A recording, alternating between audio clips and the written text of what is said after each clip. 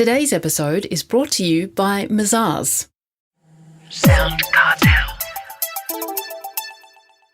An area of difficulty for so many businesses is customer service. The comment heard all too often, why can't we just get it right? Well, Michael Carrick might just have the answer. From SoundCartel, I'm Nicole Goodman, and this is Business Essentials Daily.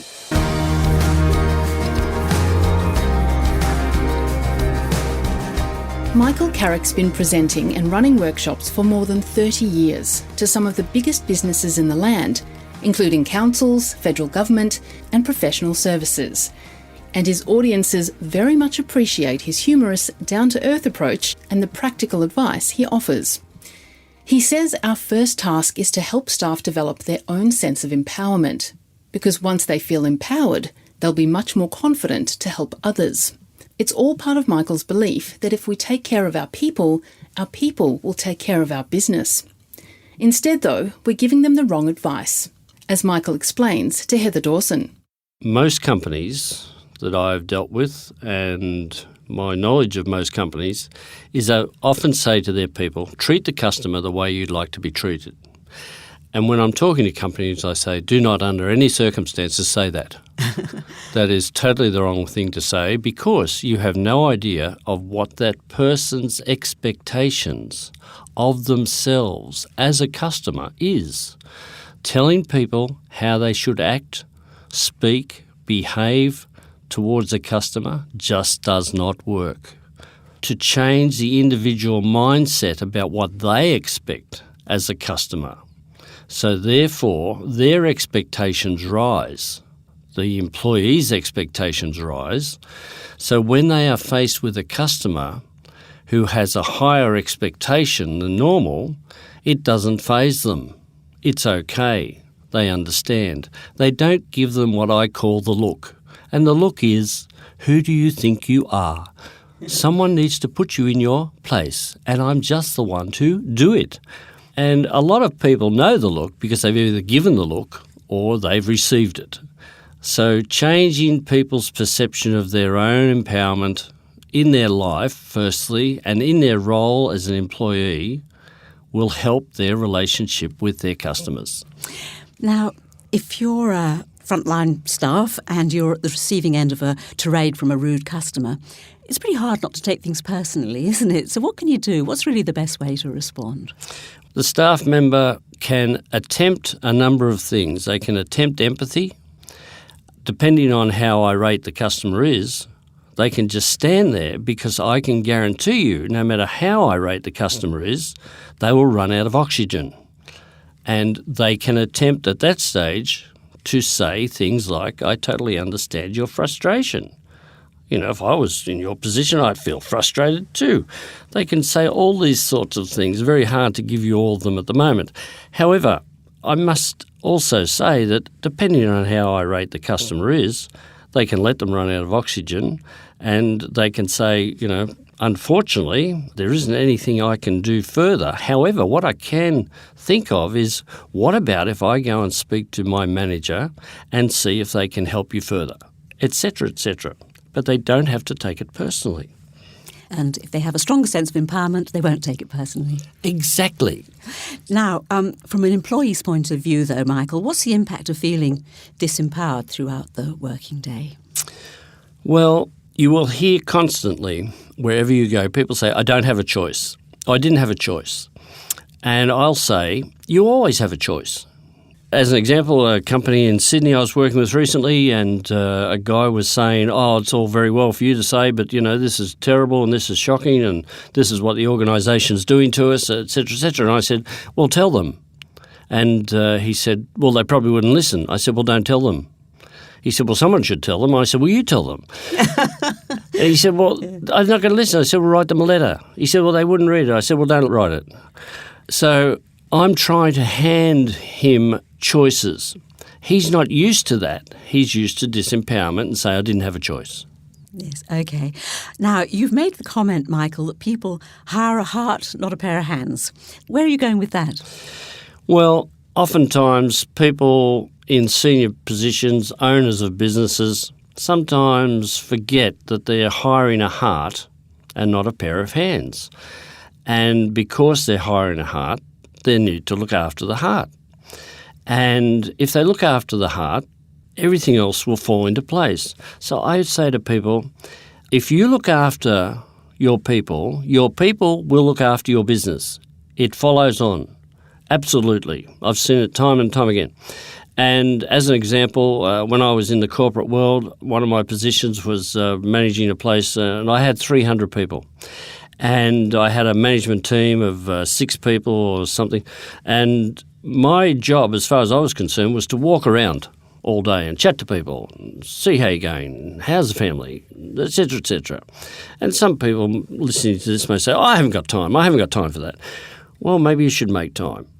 And if you make time, you look after the people look after the business.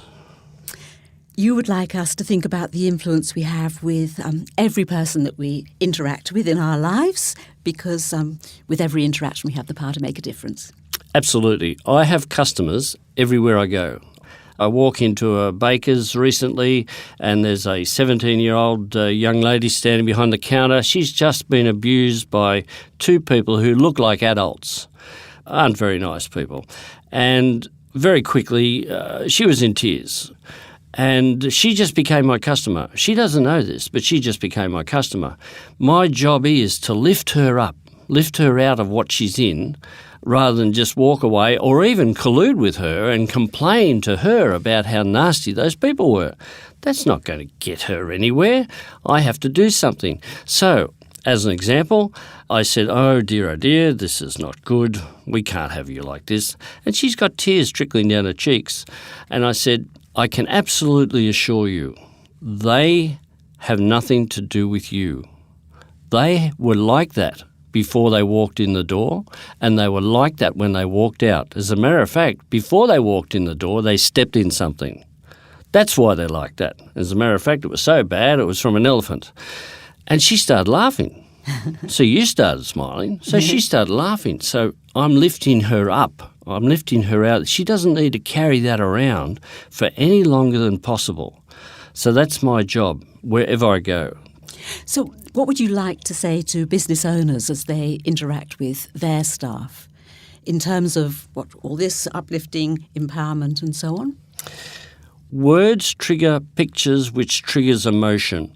That's how we think, that's how we act, that's how we behave in the world. So when I'm doing one of my programs, I'm popping out story after story, which creates a picture, and people attach emotion to the picture. So thinking about leadership, and I'll say to senior executives, CEOs, etc., when you think about leading, do you think about leading forward or do you think about leading backward? And naturally, they'll all say forward. And then I'll say, are you? And then they have to stop and think, are they leading their people forward or are they leading them backward? Because they are the leader of the ship. Just for a moment, think about a person on an old 18th century sailing ship. And the captain would be up on I think they call it the poop deck. I can't remember. I have no idea. But they're up there overseeing what's going on. They're not necessarily down there doing the work. When I talked to a group of CEOs recently, I talked to them about delegation. And I can see some of the people around the table have tight chests when I say the word delegation, because words trigger picture, which triggers emotion. And I know already that some of those people sitting around there have trouble with delegation because of their belief about disempowerment and everything else. And I say, why aren't you delegating? And they will come back with the answers. Oh, I may as well do it myself, or no one knows how to do it properly, or you can't trust people, or all these sorts of things. And they just keep this mindset going, and they work 12 hours a day. And one day their heart will attack them. Well, any final words of advice, Michael? If you really want to ensure terrific customer service in your business, what would you say?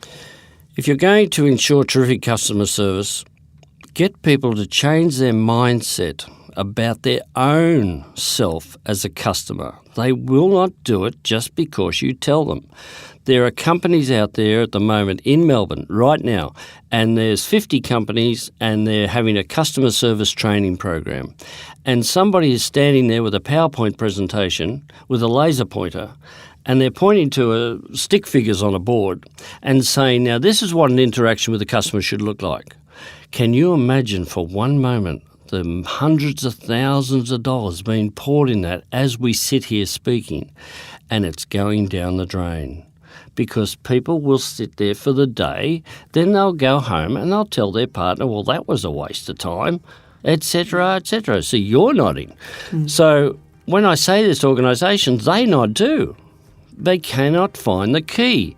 The key is it has to come from the individual. It cannot come from the individual unless they're put in a situation where they can connect to it and have an emotional attachment that leads them forward. That was director and speaker at the Carrick Group, Michael Carrick.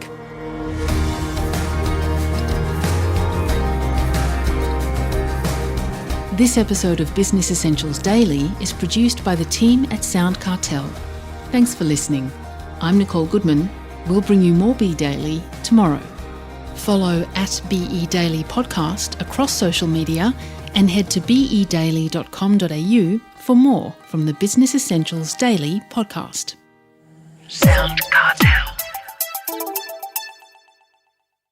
This episode was brought to you by Mazars. To find out more, visit mazars.com.au. That's mazars.com.au.